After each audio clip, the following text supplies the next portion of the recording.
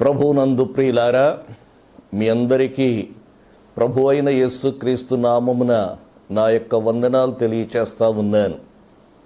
మీతో దేవుని యొక్క వాక్యాన్ని పంచుకొనడానికి దేవుడు నాకు అనుగ్రహించినటువంటి మంచి సమయాన్ని బట్టి నేను దేవునికి కృతజ్ఞతాస్తుతులు చెల్లిస్తున్నాను, ఆనందిస్తున్నాను.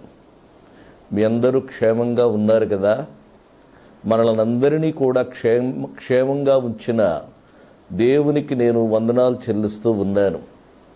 మంచిది. దేవుని యొక్క వాక్యములో నుండి మరి కొన్ని మాటలు మనం జ్ఞాపకం చేసుకుందాం. 2వ రాజుల గ్రంథం 5వ అధ్యాయం. ఈ 2వ రాజుల గ్రంథం 5వ అధ్యాయంలో నయమానునకు కలిగిన స్వస్థతను గూర్చి మనం చదువుతూ ఉన్నాం. ప్రవక్త అయినటువంటి ఎలీషా కాలంలో ఈ నయమాను అనేటువంటి వ్యక్తి సిరియా సైన్యాధ్యక్షుడు, మరి కుష్ఠరోగి అని అతనిని గూర్చి వ్రాయబడింది. ఈ కుష్ఠరోగం అనేటువంటి వ్యాధితో బాధపడుతున్నటువంటి ఈ నయమాను మరి దాసిగా తేబడినటువంటి ఒక చిన్న దాని ద్వారా మరి సువార్త విన్నాడు, మంచి వర్తమానం విన్నాడు. నా యజమానుడు ఇశ్రాయేలు దేశములోనున్న మరి ప్రవక్త అయిన ఎలీషా దగ్గరకు వెళితే నా యజమానుడు బాగుపడతాడు అనేటువంటి మాట ఆ చిన్నదాని ద్వారా విన్నాడు. విన్న తరువాత అక్కడికి వెళ్ళడానికి అతడు తీర్మానం చేసుకున్నట్లుగా మనం చూస్తూ ఉన్నాం. మరి ఇక్కడ మనం గమనించినట్లయితే అతడు ప్రవక్త దగ్గరకు వెళ్ళడానికి తీర్మానం చేసుకుని అతడు ఏం చేస్తున్నాడు అనేటువంటి మాటలు కొన్ని దేవుని యొక్క వాక్యములో వ్రాయబడ్డాయి. నేరుగా ప్రవక్త దగ్గరకు వెళ్ళి ఉన్నట్లయితే బాగుండేది. అయితే అతడు వెళ్లే ముందు వేరువేరు పద్ధతులను అవలంబించినట్లుగా మనము చూస్తూ ఉన్నాం. ప్రియులారా, ఈ సందర్భంగా నేను ఒక మాట జ్ఞాపకం చేస్తాను. దేవుని యొద్ద నుండి మనము ఏదైనా పొందాలని అనుకున్నప్పుడు మనము దేవుని యొద్దకు నేరుగా ధైర్యముగా వెళ్ళేటువంటి అవకాశం ఉందనేటువంటి మాటను మీకు తెలియచేస్తూ ఉన్నాను. దేవుడు సహాయకుడు, ఆయన యొద్దకు మనము నేరుగా వెళ్ళవచ్చు. ప్రియులారా, దేవుని యొక్క వాక్యములో మనం గమనించినట్లయితే ఒక మాట మీకు తెలియచేస్తాను. పరిశుద్ధ గ్రంథం నుండి హెబ్రీలకు రాసిన పత్రికలో ఈ విధంగా మరి వ్రాయబడి ఉంది. హెబ్రీలకు రాసిన పత్రిక 4వ అధ్యాయములో ఈ మాట మనం చూస్తూ ఉన్నాం. 16వ వచనాన్ని నేను చదువుతూ ఉన్నాను. మనము కనికరింపబడి సమయోచితమైన సహాయము కొరకు కృప పొందునట్లు ధైర్యముతో కృపాసనము నొద్దకు చేరుదము. ధైర్యముతో మనము ఎవరైనా సరే, ఎలాంటి పరిస్థితిలో ఉన్నవారైనా సరే, ఆయన కృపాసనము దగ్గరకు వచ్చేటువంటి అవకాశం ఉంది అనేటువంటి మాట మీకు తెలియచేస్తూ ఉన్నాను. ఇది కృపాసనము అని వ్రాయబడింది. ఇది న్యాయ సింహాసనము కాదు. ఇది ఒకవేళ న్యాయ సింహాసనమైతే మనము ధైర్యముతో ఆయన యొద్దకు వెళ్ళలేం. ఎందుకంటే ఆయన న్యాయము తీర్పరిగా ఉన్నాడు కాబట్టి ధైర్యముతో మనం వెళ్ళలేం. రెండవదిగా ఇది రాజసింహాసనము కాదు. ఎందుకంటే అధికారముతో ఉన్నటువంటి వ్యక్తి దగ్గరకు వెళ్ళడానికి ధైర్యం చాలదు. కానీ ఒక శుభవార్త ఏంటంటే ప్రభు అయినటువంటి యేసయ్య ఈరోజు కూర్చున్న సింహాసనం అది కృపాసనం. అది కృపాసనము కాబట్టి అక్కరలో ఉన్నటువంటి ఎవరైనా సరే, అవసరతలో ఉన్నటువంటి వారు ఎవరైనా సరే ధైర్యముతో ఆ కృపాసనము దగ్గరకు వెళ్ళేటువంటి అవకాశం ఉంది. సమయోచితమైనటువంటి సహాయమును అర్థించడానికి, ఆశించడానికి అవకాశం ఉందనేటువంటి మాటను ఈ సందర్భంగా తెలియచేస్తూ ఉన్నాను. ప్రియులారా, మరి ఇక్కడ మనం నయమానుని గూర్చి మనం చూస్తే నయమానుకు శుభవార్త వచ్చింది. నయమానుకు వచ్చిన శుభవార్త ఏంటంటే ఇశ్రాయేలు దేశములో ఉన్నటువంటి ప్రవక్త ఎలీషా ప్రవక్త దగ్గరకు వెళితే నా యజమానుడు బాగుపడతాడు అనేటువంటి మాటను మరి ఆ చిన్నది తెలియచేసినట్లుగా మనం చూస్తూ ఉన్నాం. అయితే నయమాను అన్యుడు, ఈ నయమాను అన్యుడు ఏ విధంగా సహాయము కొరకు ప్రవక్త దగ్గరకు వెళ్ళాలో అతనికి తెలియదు కాబట్టి అతడు ఏం చేస్తున్నాడు అనేటువంటి మాటను మనము కొన్ని జ్ఞాపకం చేస్తాను. చాలాసార్లు చాలామందికి దేవునిని ఎలాగు సమీపించాలో తెలియదు. వారు ఎలాగు సమీపించాలో తెలియక వారు వేరు వేరు పద్ధతులతో దేవునిని సమీపించి సహాయము పొందాలని వారు ఉద్దేశిస్తారు. ప్రియులారా, మనం వేరు వేరు పద్ధతుల ద్వారా మనం వెళ్ళనక్కరలేదనేటువంటి మాటను కూడా జ్ఞాపకం చేస్తూ ఇతడు ఎలాగు వెళ్ళాడు అనేటువంటి మాటలు 1-2 ఇక్కడ మనం చూస్తాం. చూడండి, 2వ రాజుల గ్రంథం 5వ అధ్యాయము 4వ వచనాన్ని నేను చదువుతున్నాను. నయమాను రాజునొద్దకు పోయి ఇశ్రాయేలు దేశపు చిన్నది చెప్పిన మాటలను అతనికి తెలియచేయగా, సిరియా రాజు నేను ఇశ్రాయేలు రాజునకు దూత చేత పత్రిక పంపించదనని ఆజ్ఞ ఇచ్చెను. ప్రియులారా, ఈ వాక్యములో మనం చూసినట్లయితే ఒక మాట జ్ఞాపకం చేసుకోవాలి. ఒక మధ్యవర్తి చేత మరి పత్రికను పంపినట్లుగా మనం చూస్తూ ఉన్నాం. ఒక మాట మీకు తెలియచేస్తాను, మధ్యవర్తి అక్కరలేదు. ఈ రోజున ఎవరైనా సరే దేవుని యొద్దకు వెళ్ళడానికి, మనకు సరాసరిగా వెళ్ళడానికి అవకాశం ఉంది. మధ్యవర్తులను ఆశ్రయించవలసినటువంటి అవసరత లేదు అనేటువంటి మాటను ఈ సందర్భంగా తెలియచేస్తూ ఉన్నాను. మధ్యవర్తుల ద్వారా మనము వెళ్ళవలసినటువంటి పని లేదు.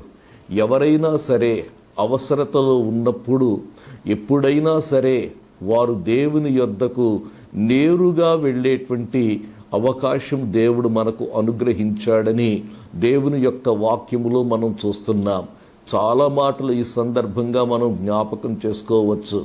ఆపత్కాలమందు నాకు మొర్ర పెట్టుము, నేను నీకు ఉత్తరమిస్తాను అని దేవుడు వాగ్దానం చేశాడు. కష్టకాలములో ఆయనకు మొర్ర పెట్టుకుంటే ఆయన జవాబిచ్చేటువంటి వాడని, ఆయన మనుష్యుల యొక్క ముఖములను చూచేటువంటి వాడు కాదని, మధ్యవర్తులు అక్కరలేదనేటువంటి మాటను తెలియచేస్తూ ఉన్నాను. ప్రియులారా, ఈ యొక్క మరి వ్యక్తి నయమాను అనేటువంటి ఈ యొక్క వ్యక్తికి తెలియదు, ఏ విధంగా ప్రవక్త దగ్గరకు వెళ్ళాలో తెలియదు. ప్రవక్త దగ్గరకు ఎలాగో వెళ్ళాలో తెలియక అతడు చేసినటువంటి పని ఏంటంటే రాజుగారి యొక్క సిఫారసు కోసం వెళ్ళాడు. రాజుగారు ఏం చేశారంటే ఒక మధ్యవర్తిని పంపించారు. ఒక సిఫారసు ఉత్తరం రాసి మరి ఇశ్రాయేలు రాజునకు ఇమ్మని చెప్పి పంపించినట్లుగా మనం చూస్తూ ఉన్నాం. అయితే ఒక శుభవార్త ఏంటంటే, నీవు ఎవరి యొద్దకు వెళ్ళవలసినటువంటి అవసరత లేదు. నీకు నీవుగా నేరుగా దేవుని యొక్క సన్నిధిలోనికి వెళ్ళి మొరపెట్టుకునేటువంటి అవకాశం దేవుడు నీకు కలిగించాడు అనేటువంటి సంగతిని జ్ఞాపకం చేస్తా ఉన్నాను. నీవే స్థితిలో ఉన్నా సరే, ఎంత కష్టంలో ఉన్నా సరే, ఎవరి ద్వారానో వెళ్ళవలసినటువంటి పని లేదు. కానీ నీకు నీవుగా దేవుని యొద్దకు వెళ్ళగలవు. నేను చెప్పాను కదా, హెబ్రీయులకు రాసిన పత్రికలో మనము చూచినట్లయితే ఆయన కృపాసనం మీద కూర్చున్నాడు. ఆ కృపాసనము యొద్దకు మనము ధైర్యముతో వెళ్ళగలిగినటువంటి అవకాశం మనకు కలిగింది. ఇంకొక మాట ఈ సందర్భంగా జ్ఞాపకం చేస్తాను. నేను దేవుని దగ్గరకు, అనగా మహాపరిశుద్ధుడైనటువంటి దేవుని దగ్గరకు నీ యొక్క అవసరత నిమిత్తమై వెళ్ళడానికి నీకు అవకాశం ఎలాగూ కలిగిందో చెప్పనా? దేవుడు ఒక మార్గమును ఏర్పాటు చేశాడు. ఆ మార్గము గురించి నేను మీకు తెలియచేస్తాను. పరిశుద్ధ గ్రంథం నుండి హెబ్రీలకు వ్రాసిన పత్రిక 10వ అధ్యాయములో ఈ మాటలు మీకు జ్ఞాపకం చేస్తున్నాను. 19వ వచనం, సహోదరులారా, యేసు మన కొరకు ప్రతిష్ఠించిన మార్గమున, అంటే యేసయ్య ఒక మార్గమును ఏర్పాటు చేశాడు. దేవుని యొక్క సన్నిధిలోనికి సమయోచితమైన సహాయము కొరకు వెళ్ళడానికి, దేవునిని సమీపించడానికి ఒక మార్గమును ఏర్పాటు చేశాడు. అది ఏంటంటే అది నూతన మార్గము, జీవము కలిగిన మార్గము. అది నూతనమైనటువంటిది, జీవము కలిగినటువంటిది. అది ఏంటో తెలుసా? ఆయన శరీరము అను తెర ద్వారా ఏర్పరచబడింది. యేసు ప్రభు యొక్క శరీరము అనేటువంటి తెర ఉంది. అది ఏం చేసిందంటే మహాపరిశుద్ధుడైనటువంటి దేవునిని, పాపి అయినటువంటి మనుష్యులను వేరు చేసినటువంటి ఆ తెర ఏమైందో తెలుసా? ఎప్పుడైతే ప్రభు అయినటువంటి యేసు సిలువలో వ్రేలాడారో ఆ తెర పైనుండి క్రిందికి చిరిగింది. దేవునికి మహిమ కలుగునుగాక. మరి ఏర్పరచబడినదినైన మార్గమున ఆయన రక్తము వలన పరిశుద్ధ స్థలమునందు ప్రవేశించుటకు మనకు ధైర్యము కలిగి ఉన్నది అనేటువంటి మాటను తెలియచేస్తా ఉన్నాడు. ఆయన శరీరము అనేటువంటి తెర ఎప్పుడైతే చిరిగిందో, ఆయన కార్చిన రక్తమును బట్టి ఒక నూతనమైనటువంటి మార్గము మనకు ఏర్పరచబడింది. ఒక జీవము కలిగినటువంటి మార్గము ఏర్పరచబడింది. కాబట్టి మధ్యవర్తులతో పని లేకుండా ఎవరైనా సరే ధైర్యముగా మరి ఆయన సన్నిధిలోనికి వెళ్ళి ఆయనతో చెప్పుకునేటువంటి అవకాశం కలిగినట్లుగా మనము చూస్తూ ఉన్నాం. కాబట్టి ఈ వచనములో మనం చూస్తూ ఉన్నాం, మరి ఈ యొక్క నయమాను అనేటువంటి వ్యక్తికి తెలియదు. అతడు చేసినటువంటి పని ఏంటంటే ఒక సిఫారసు ఉత్తరాన్ని తీసుకున్నాడు. సిఫారసు ఉత్తరాన్ని తీసుకుని ఎలీషా దగ్గరకు వెళ్ళాలని అతడు ఉద్దేశించాడు. గొప్ప శుభవార్త ఏంటంటే, ప్రియ సోదరి సోదరుడా, నీకు నాకు మధ్యవర్తులు అక్కరలేదు. ఎందుకంటే దేవుని యొద్దకు వెళ్ళేటువంటి మార్గము ప్రభువైన యేసు సిలువలో చనిపోవుట ద్వారా, ఆయన కార్చిన రక్తము ద్వారా మనకు కలిగింది. ఎప్పుడైనా సరే సహాయము కొరకు మనం ఆయన యొద్దకు వెళ్ళవచ్చు అనేటువంటి మాటను మీకు జ్ఞాపకం చేస్తా ఉన్నాను. మధ్యవర్తుల ద్వారా వెళ్ళవలసినటువంటి అవసరత లేదు. లేకపోతే భక్తుల ద్వారా మనం వెళ్ళి భక్తులను వేడుకోవలసినటువంటి పని లేదు. అయ్యా, మా గురించి దేవునికి చెప్పండి, మమ్మలను గూర్చి దేవునికి చెప్పండి అని చెప్పి మనము మధ్యవర్తులను ఆశ్రయించవలసినటువంటి పని లేదు. ప్రార్థన సహాయము కోరుకొనుటలో తప్పు లేదు, కానీ మధ్యవర్తులైనటువంటి వారిని ఆశ్రయించడం అది అవసరత లేదు అనేటువంటి సంగతి నేను మీకు తెలియచేస్తూ ఉన్నాను. అది వాక్యానుసారమైనటువంటిది కాదు అనేటువంటి మాట కూడా నేను తెలియచేస్తూ ఉన్నాను. కొన్ని క్రైస్తవ శాఖలలో వారు ఏం చేస్తారంటే పరిశుద్ధులైనటువంటి వారికి ప్రార్థన చేస్తూ ఉంటారు. పరిశుద్ధులైనటువంటి వారిని ఏమడుగుతారంటే వాళ్ళ పేరు పెట్టి, అయ్యా మీరు ప్రభువుకు మీరు విన్నవించండి మా యొక్క అవసరతను, లేకపోతే మాకున్నటువంటి లోటును మీరు ప్రభువునకు విన్నవించండి అని చెప్పి మరి పరిశుద్ధులైనటువంటి వారిని వేడుకుంటూ ఉంటారు. ప్రార్థన దేవునికే చేయాలి, కానీ మధ్యవర్తులకు చేయవలసినటువంటి అవసరత లేదు. యేసయ్యకే మనం ప్రార్థన చేయాలి. అందుకే ప్రభు అయినటువంటి యేసు ఒక మాట అన్నారు, మీరు నా నామమున నన్ను ఏమి అడిగినను తండ్రి కుమారుని యందు మహిమపరచబడుటకై నేను దానిని చేతును అని చెప్పి ప్రభు అయినటువంటి యేసయ్య చెప్పారు. కాబట్టి మధ్యవర్తులను ఆశ్రయించవలసినటువంటి అవసరత లేదు అనేటువంటి మాటను ఈ సందర్భంగా తెలియచేస్తూ ఉన్నాను. రెండవ మాట ఈ సందర్భంగా మీకు చెప్తా ఉన్నాను. రెండవదిగా అతడు ఏం చేశాడంటే ప్రవక్తకు బహుమానములు తీసుకుని వెళ్ళినట్లుగా మనము చూస్తూ ఉన్నాం. రెండవ రాజుల గ్రంథం 5వ అధ్యాయం 5వ వచనములో 2వ భాగం.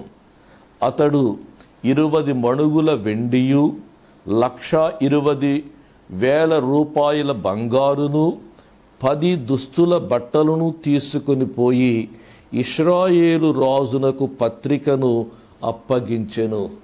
దేవుని యొద్ద నుండి పొందుకొనడానికి మనము దేవునికి బహుమానములు ఇవ్వనక్కరలేదు అనేటువంటి మాటను ఈ సందర్భంగా తెలియచేస్తూ ఉన్నాను. బహుమానములతో దేవునిని మనము సంతోషపరచలేము. దేవునికి మరి కృతజ్ఞతాపూర్వకంగా మనం ఇస్తాం. ఆయన మనకు ఇచ్చిన దానిలో మనము కొంత ఇస్తాం తప్ప మరి దేవుని యొద్ద నుండి పొందుకొనడానికి మనము ఆయనకు ఏమీ ఇవ్వలేము అనేటువంటి మాటను తెలియచేస్తూ ఉన్నాను. దేవుని యొక్క వాక్యములో ఒక మాట మీకు తెలియచేస్తాను. దినవృత్తాంతముల గ్రంథం 1వ గ్రంథంలో ఈ మాటలు తెలియచేస్తూ ఉన్నాను. 29వ అధ్యాయములో మరి భక్తుడైనటువంటి దావీదు దేవుని యొక్క మందిరము కొరకు ఇచ్చిన తరువాత ఒక మాట అంటాడు. 14వ వచనం, ఈ ప్రకారము మనఃపూర్వకముగా ఇచ్చు సామర్థ్యము మాకుండుటకు నేనెంత మాత్రపు వాడను, నా జనులెంత మాత్రపు వారు, సమస్తమును నీ వలననే కలిగెను గదా, నీ స్వసంపాద్యములో కొంత మేము నీకిచ్చియున్నాము. మాకు కలిగినది యావత్తు అది నీ వలనే కలిగింది, కానీ మాకంటూ ఏముంది? ఇచ్చి బహుమానములు ఇచ్చి నీ యొక్క దయను సంపాదించుకొనడం, బహుమానాలు ఇచ్చి మేము సంపాదించుకొనడానికి, మేమివ్వడానికి మేమెంత మాత్రపు వారము అనేటువంటి ప్రశ్న ఇక్కడ అడుగుతున్నట్లుగా మనం చూస్తూ ఉన్నాం. నిజమే ప్రియులారా, ఇవ్వడానికి మనం ఎంతటి వారం? దేవుడు తన ప్రజలైనటువంటి ఇశ్రాయేలీలతో మాట్లాడుతూ ఒక మాట అంటాడు. చూడండి, కీర్తనల గ్రంథం 50వ కీర్తనలో వ్రాయబడినటువంటి మాటలు నేను చదువుతున్నాను. చూడండి, 50వ కీర్తన 9వ వచనంలో ఇలాగంటాడు, నీ ఇంట నుండి కోడెనైనను నీ మందలో నుండి పొట్టేళ్లనైనను నేను తీసుకొను. ఎందుకంటే అడవి మృగములన్నీయు 1000 కొండల మీద పశువులన్నీయు నావే గదా. కొండలలోని పక్షులన్నిటినీ ఎరుగుదును, పొలములోని పశ్వాదులు నా వశమయ్యున్నవి. లోకమును దాని పరిపూర్ణతయు నావే. నేను ఆకలి గొనినను నేను నీతో చెప్పను, వృషభముల మాంసము నేను తిందునా, పొట్టేళ్ల రక్తము త్రాగుదునా అని దేవుడు అంటా ఉన్నాడు.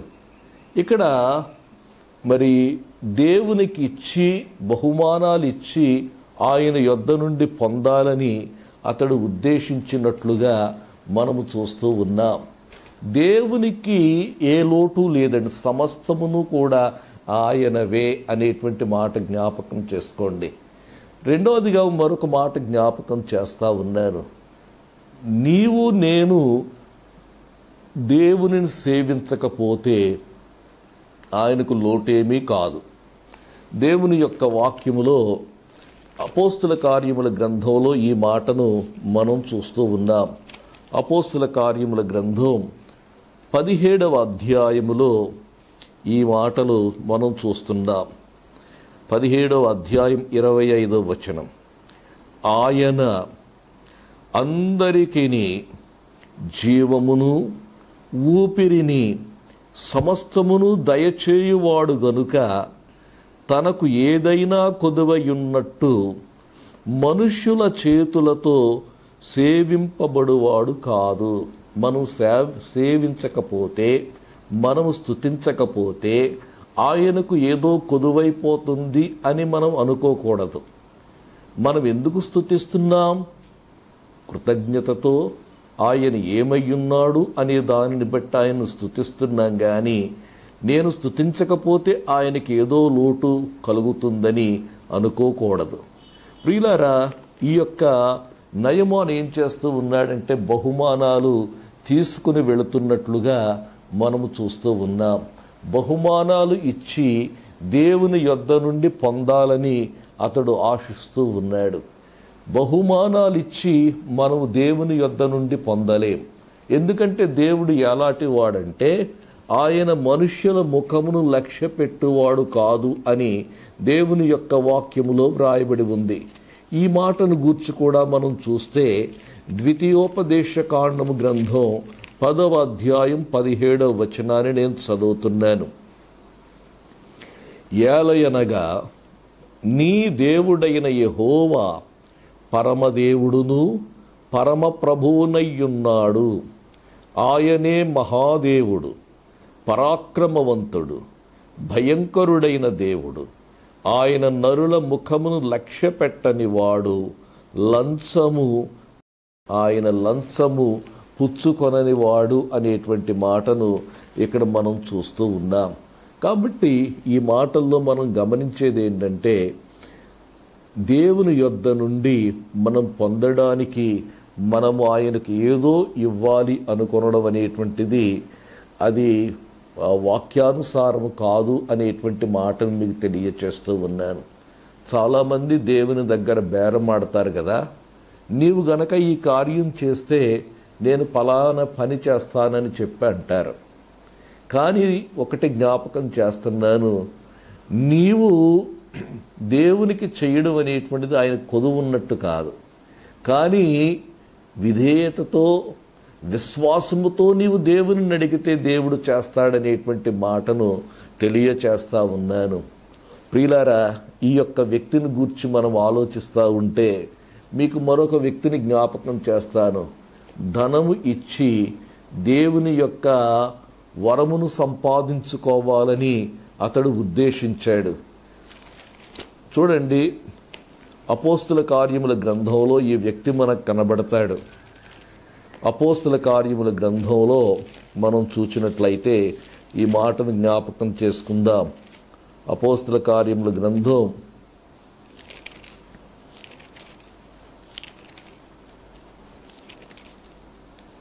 9వ అధ్యాయం 8వ అధ్యాయములో ఈ వచనాన్ని నేను చదువుతున్నాను. 8వ అధ్యాయం 19వ వచనం. వారి ఎదుట ద్రవ్యము పెట్టి నేనెవని మీద చేతులుంచుదునో వాడు పరిశుద్ధాత్మను పొందునట్లు ఈ అధికారము నాకియ్యుడని అడిగెను. అందుకు పేతురు, నీవు ద్రవ్యమిచ్చి దేవుని వరము సంపాదించుకొందునని తలంచుకొనినందున నీ వెండి నీతో కూడా నశించునుగాక. ఈ వాక్యంలో మనం చూస్తున్నాం గారడీవాడైనటువంటి సీమోను. ఈ గారడీవాడైనటువంటి సీమోను అనేటువంటి వారిని గూర్చి మనం ఆలోచన చేసినట్లయితే సీమోనును గూర్చి 13వ వచనములో వ్రాయబడింది. సీమోను కూడా నమ్మి బాప్తిస్మము పొంది ఎడబాయకుండి సూచక క్రియలను గొప్ప అద్భుతములను జరుగుట చూచి విభ్రాంతి పొందెను. 17వ వచనానికి వచ్చేటప్పటికి పేతురు యోహానులు ఆ సమరయ వారి మీద చేతులుంచినప్పుడు వారు పరిశుద్ధాత్మను పొందిరి. ఇవన్నీ కూడా చూచాడు. ఇవన్నీ కూడా చూచంటున్నాడు, దేవుని యొద్ద నుండి ఈ బహుమానం పొందాలనుకున్నాడు. దేవుని యొద్ద నుండి ఈ వరమును పొందాలనుకున్నాడు. దేవుని యొద్ద నుండి ఈ వరమును పొందాలని ఏం చేశాడంటే ద్రవ్యము పట్టుకుని వెళ్ళి ఈ వరమును సంపాదించుకోవాలని చూశాడు. ఎప్పుడైతే ఈ వరమును సంపాదించుకోవాలని చూశాడో పేతురంటూ ఉన్నాడు, నీ వెండి నీతో కూడా నశించునుగాక. నీ హృదయము దేవుని ఎదుట సరి అయినది కాదు గనుక ఈ కార్యమందు నీకు పాలు పంపులు లేవు అనేటువంటి మాటను తెలియచేస్తా ఉన్నాడు.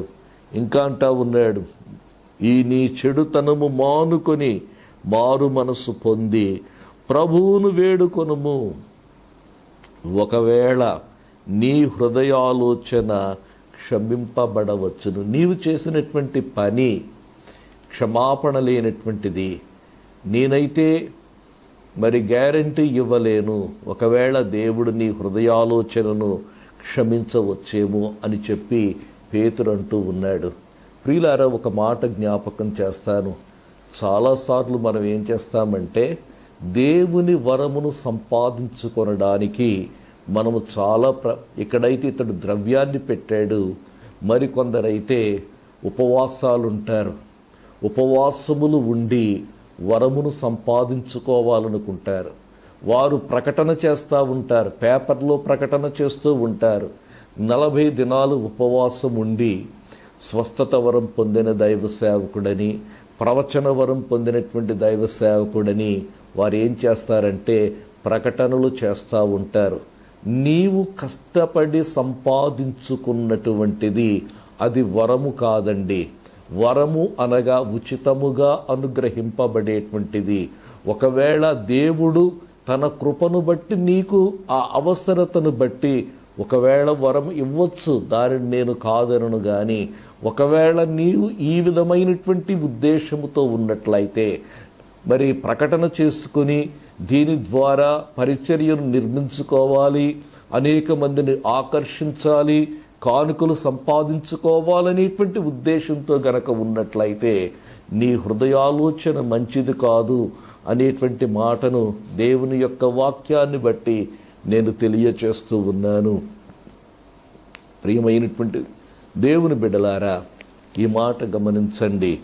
ఈ వ్యక్తి ఎలీషా ఏం చేస్తున్నాడంటే మరి బహుమానమును తీసుకుని వెళ్ళినట్లుగా మనము చూస్తూ ఉన్నాం. స్వస్థత పొందడానికి అతడు మధ్యవర్తిని ఆశ్రయించాడు.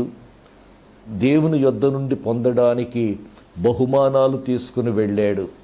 మరి కొందరు ఏం చేస్తారంటే దేవుని యొద్ద పొందడానికి వారు చేసేటువంటిది ఏంటంటే వారి యొక్క స్వనీతి క్రియలను ఆధారం చేసుకుంటారండి. నీతి క్రియలను ఆధారం చేసుకుని వారు దేవుని యొద్ద నుండి పొందడానికి వారు ఉద్దేశిస్తారు, ఆశిస్తారు. ఇది మీకు అర్థం అవడానికి మరొక వాక్యాన్ని నేను చదువుతాను. గలతీయులకు రాసిన పత్రిక వస్తే ఈ మాటలు మనకు కనబడతాయి. గలతీయులకు రాసిన పత్రిక 3వ అధ్యాయము 2వ వచనాన్ని చదువుతున్నాను. ఇది మాత్రమే మీ వలన తెలుసుకొనగోరుచున్నాను. మీ ద్వారా నేను తెలుసుకోవాలనుకుంటూ ఉన్నాను. ఏమిటది? ధర్మశాస్త్ర సంబంధ క్రియల వలన ఆత్మను పొందితిరా, లేక విశ్వాసముతో వినుట వలన పొందితిరా అనేటువంటి ప్రశ్న ఇక్కడ అడుగుతా ఉన్నాడు. దేవుని వరమును, ఆత్మ అనేటువంటిది ఏంటంటే దేవుని వరం అనుకోండి, దేవుడు అనుగ్రహించిన బహుమానం.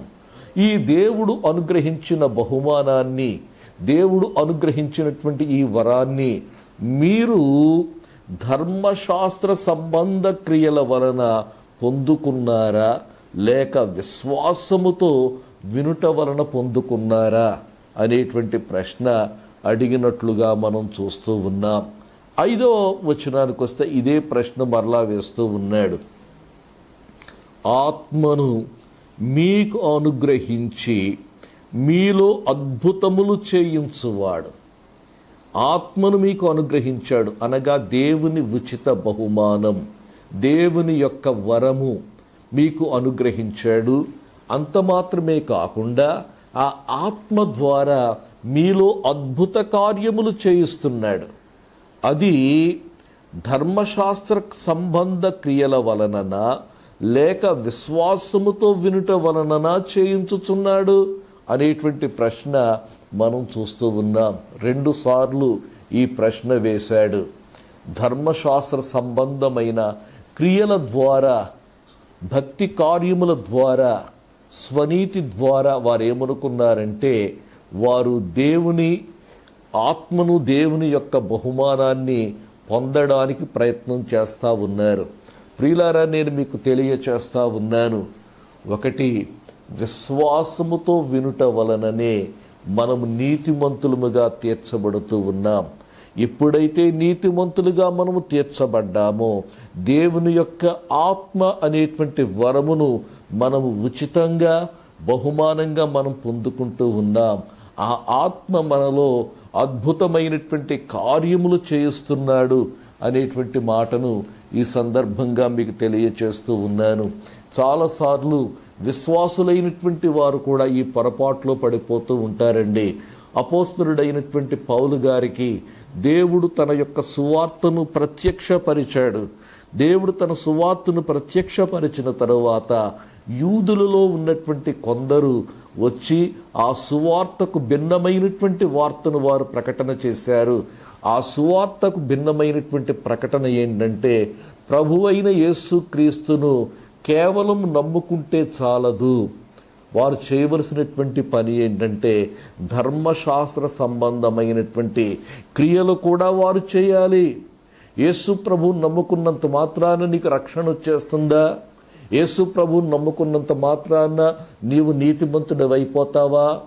నీవు ధర్మశాస్త్రంలో చెప్పబడినటువంటి క్రియలు ఉన్నాయి కదా, ధర్మశాస్త్రంలో చెప్పబడినటువంటి రీతిగా నీవు సబ్బాతును ఆచరించాలి, ధర్మశాస్త్రంలో చెప్పబడిన రీతిగా నీవు నియమ నిష్టలు కలిగి ఉండాలి. ఇవన్నీ కూడా వారు చెప్తా ఉన్నారు. అయితే నేను ఒక మాట జ్ఞాపకం చేస్తూ ఉన్నాను. అపోస్తలుడైనటువంటి పౌలు గారు ఒక మాట అంటా ఉన్నాడు. 3వ అధ్యాయం 1వ వచనములు అంటాడు, ఓ అవివేకులైన గలతీయులారా, మిమ్మును ఎవడు భ్రమ పెట్టాడు? ఎందుకు ఈ యొక్క తప్పుడు బోధలోనికి వెడుతున్నారు? సిలువ వేయబడినవాడు అయినట్టుగా యేసుక్రీస్తు మీ ఎదుట, మీ కన్నుల ఎదుట ప్రదర్శింపబడిను కదా. మీరు ఏ క్రియలను చేయనక్కరలేకుండానే మీ కొరకు ప్రభు అయినటువంటి యేసయ్య సిలువ వేయబడ్డాడు కదా అని చెప్పి పౌలు గారు వారితో మాట్లాడుతున్నట్లుగా మనం చూస్తూ ఉన్నాం. దేవుని యొద్ద నుండి పొందుకొనడానికి మనకు ఏమీ అక్కరలేదు అని మనం ఆలోచిస్తే మనకు అక్కరలేనిది ఏంటో తెలుసా? మన నీతి క్రియలు చూచి ఆయన మనకు ఈ వరాన్ని ఇవ్వడు, లేకపోతే ఈ బహుమానం ఇవ్వడు, లేక ఈ స్వస్థతనివ్వడు. నీవు నేరుగా ఆయన సన్నిధికి వచ్చినట్లయితే ఆయన నీకు సహాయము చేసేటువంటి వానిగా ఉన్నాడు అనేటువంటి మాటను జ్ఞాపకం చేస్తా ఉన్నాను. మరి గలతీ పత్రిక 3వ అధ్యాయం 7వ వచనములో వ్రాయబడి ఉంది, కాబట్టి విశ్వాస సంబంధులే అబ్రహాము కుమారులని మీరు తెలుసుకొనుడి, దేవుడు విశ్వాస మూలముగా అన్యజనులను నీతిమంతులుగా తీర్చునని లేఖనము ముందుగా తెలియచేసింది అనేటువంటి మాటను తెలియచేస్తా ఉన్నాడు. కాబట్టి దేవుని యొద్ద నుండి పొందుకొనడానికి మన యొక్క క్రియలను మనము ఆధారము చేసుకొనవలసినటువంటి అవసరత లేదు. మరొక మాట మీకు జ్ఞాపకం చేస్తాను. మరొక మాట ఏంటంటే, ఈ రోజుల్లో దేవుని యొద్ద నుండి పొందుకొనడానికి మనుష్యులు ఏం చేస్తూ ఉంటారంటే కొన్ని ప్రదేశాలకు వెళుతూ ఉంటారు. ఈ ప్రదేశంలో గొప్ప ఉజ్జీవం ఉంది, అక్కడికి వెళితే మనం కూడా ఉజ్జీవింపబడతాం, లేకపోతే ఫలానా ప్రదేశానికి వెళితే మనకు స్వస్థత వస్తుంది, అక్కడికి వెళదాం అని చెప్పి మనుష్యులలో ఉన్నటువంటి నమ్మకాలు మనం చూస్తూ ఉంటాం. ప్రియులారా, నేను ఒక మాట జ్ఞాపకం చేస్తాను. ప్రభువైనటువంటి యేసయ్య జీవించి ఉన్నటువంటి కాలంలో కూడా ఇలాంటి ఒక నమ్మకం ఉండేదండి. ఈ నమ్మకం ఏంటో తెలుసా? ఈ నమ్మకం బెతస్దా అనేటువంటి కోనేటిని గూర్చి చెప్పబడినటువంటి నమ్మకం. యోహాను సువార్త 5వ అధ్యాయములో మనం చూస్తే ఈ కోనేరుని గూర్చి వ్రాయబడి ఉంది. బెతస్దా అనేటువంటి కోనేరు. ఈ కోనేరు దగ్గర జరిగేది ఏంటంటే, ఆయా సమయములకు దేవదూత ఏం చేస్తాడంటే కోనేటిలో దిగి నీళ్లు కదిలించుట కలదు. ఈ నీళ్లు కదిలించిన తర్వాత ఎటువంటి వ్యాధిగ్రస్తుడైనా సరే దానిలోనికి దిగితే వాడు స్వస్థపడతాడని చెప్పి ఒక నమ్మకం ప్రజల్లో ఉండేది. ఆ నమ్మకాన్ని బట్టి గుంపులుగా ప్రజలు ఆ మండపాల్లో ఉన్నట్లుగా మనం చూస్తూ ఉన్నాం. నేను అనుకుంటాను ఇది నమ్మకం మాత్రమే. ఎందుకంటే దీనిని గూర్చి మరొక చోట ఎక్కడా కూడా వ్రాయబడలేదు.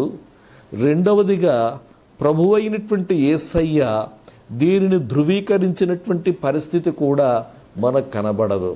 కాబట్టి ఇది ఒక నమ్మకం మాత్రమే. ప్రియులారా, ఈ సందర్భంగా జ్ఞాపకం చేస్తూ ఉన్నాను, ఈ రోజున ఎంతమంది మరి పుణ్యక్షేత్రాలు, పుణ్యస్థలాలు అనబడిన వాటి వెంట పరుగెడుతూ ఉన్నారు. పలానా చోటకు వెళ్ళి అక్కడ ఉన్నటువంటి సముద్రంలో దిగితే స్వస్థత వస్తుంది, పలానా చోటకు వెళ్ళి పలానా చోట ఆ స్థలములో గనక నేను ఉంటే నాకు స్వస్థత వస్తుంది అని అనేక మంది మరి తలస్తూ ఉన్నట్లుగా మనం చూస్తూ ఉన్నాం.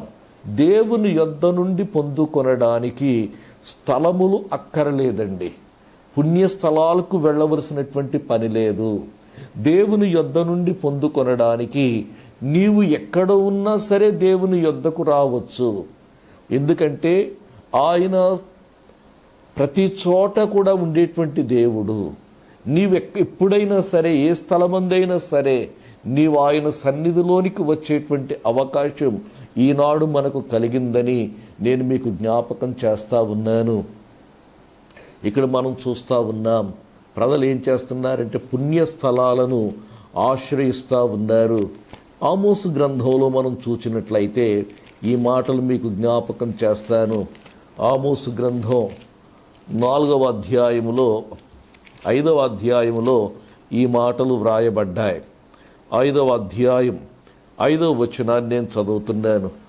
బేతేలును ఆశ్రయింపకుడి, గిల్గాలులో ప్రవేశింపకుడి, బెయేర్షెబాకు వెళ్ళకుడి. గిల్గాలు అవశ్యముగా చెరపట్టబడి బోవును, బేతేలు శూన్యమగును.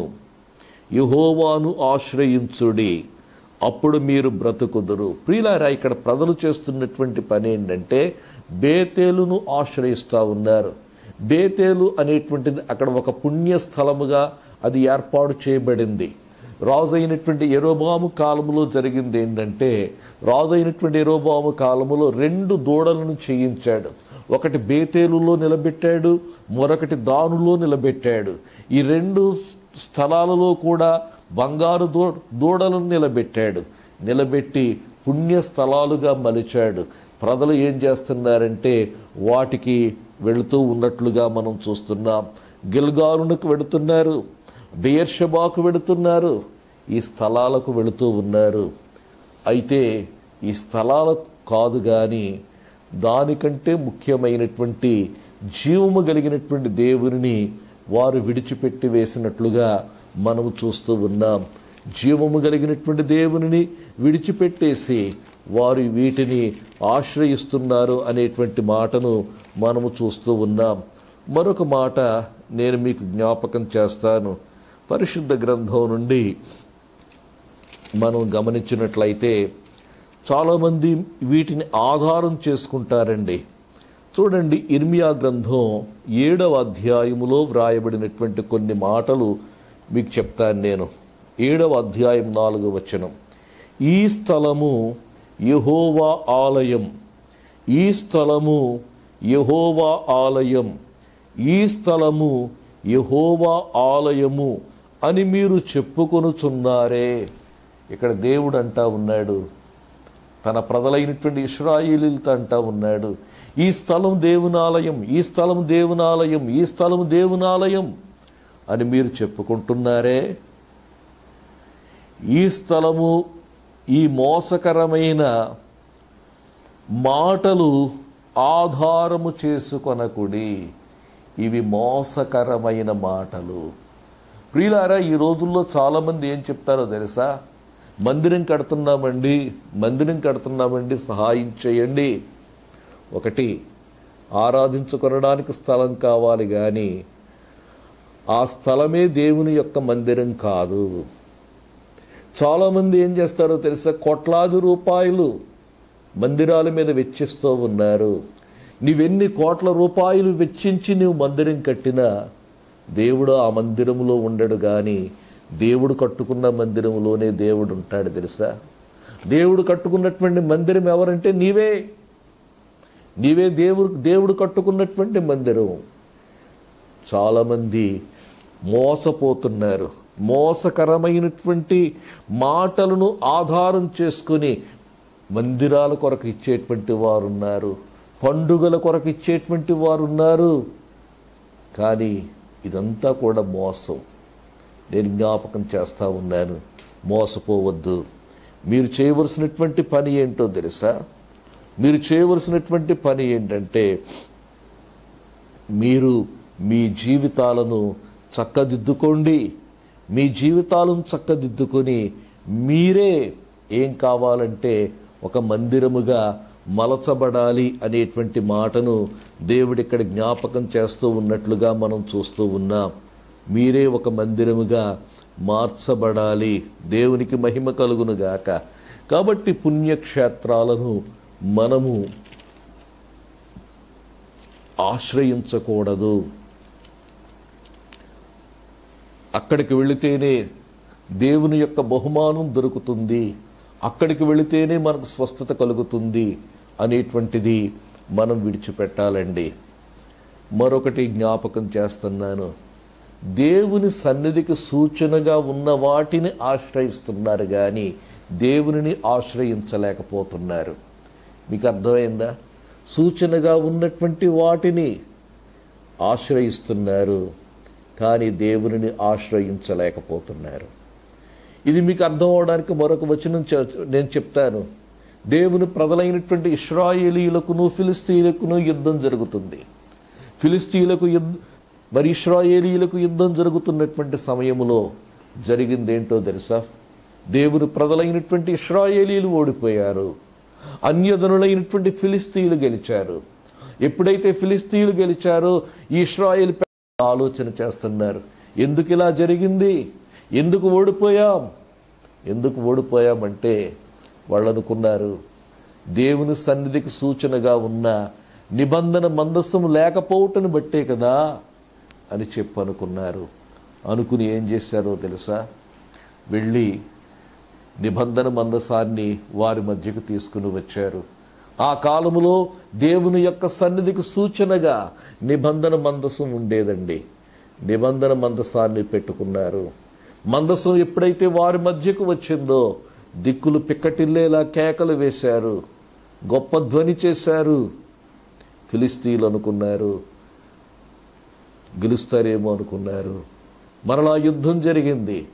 నిబంధన మందసం వారి మధ్య ఉన్నప్పటికీ కూడా వారు ఓడిపోయారు. వారు మందసం మీద పెట్టినంత విశ్వాసాన్ని ఆ మందసం దేనికి సూచనగా ఉందో ఆ దేవుని మీద వారు పెట్టలేకపోయారు, ఆ దేవుని నమ్ముకోలేకపోయారు. ఈ రోజుల్లో చాలాసార్లు ఇదేనండి. చాలాసార్లు ఈ రోజున విశ్వాసులు ఏం చేస్తూ ఉంటారు? నూనె పట్టుకుని వెళ్తారు. నూనె మీద ఉన్నటువంటి విశ్వాసం ఆ నూనెను వాడుకునే దేవుని మీద వారికి ఉండదండి. ఆ నూనె ఉంటే చాలనుకుంటారు. ప్రియులారా, దేవుని సన్నిధికి సూచనగా ఉన్నటువంటి వాటిని ఆశ్రయించి మనం మేలు పొందాలని చూస్తే మేలు పొందలేం. నేను జ్ఞాపకం చేస్తూ ఉన్నాను, ఎలీషా దగ్గరకు వెళ్ళాలనుకున్నాడు. ఎలీషా దగ్గరకు వెళ్ళాలనుకుని అతడు చేసినటువంటి పని ఏంటంటే మధ్యవర్తులను ఆశ్రయించాడు, బహుమానాలు తీసుకుని వెళ్ళాడు. అయితే మనం కూడా ఈ రోజుల్లో మనం అంత మాత్రమే కాకుండా మన క్రియలను మనం ఆధారం చేసుకుంటాం, లేక స్థలములను ఆధారం చేసుకుంటాం, లేక దేవుని సన్నిధికి సూచనగా ఉన్నటువంటి వాటిని ఆధారం చేసుకుని దేవుని యొద్ద నుండి పొందాలనుకుంటాం. అయితే ఒక శుభవార్త జ్ఞాపకం చేస్తూ ఉన్నాను, దేనిని ఆశ్రయించనక్కరలేదు.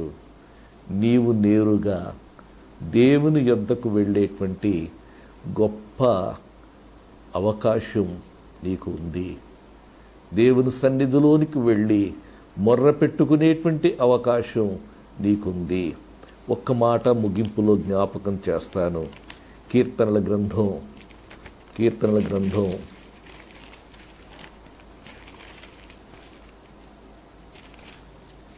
145వ కీర్తన 145వ కీర్తన 18వ వచనాన్ని నేను చదువుతున్నాను. తనకు మొర్రపెట్టు వారికందరికీ, తనకు నిజముగా మొర్రపెట్టు వారికందరికీ యెహోవా సమీపముగా ఉన్నాడు.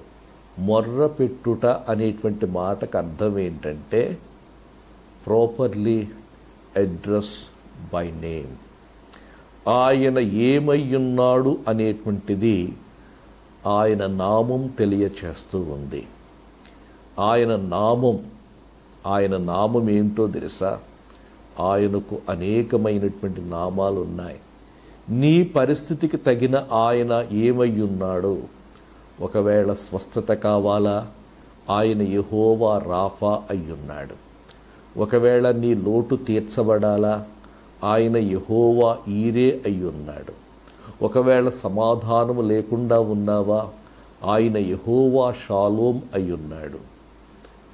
ఆయన ఏమయ్యున్నాడు అనేటువంటిది నీవు అర్థం చేసుకుని ఆయనను వేడుకున్నప్పుడు నీకు దగ్గరగా వచ్చి నీకు సహాయం చేస్తాడు. దేవుడు అట్టి గొప్ప కృప నీకు అనుగ్రహించునుగాక. ఆమేన్.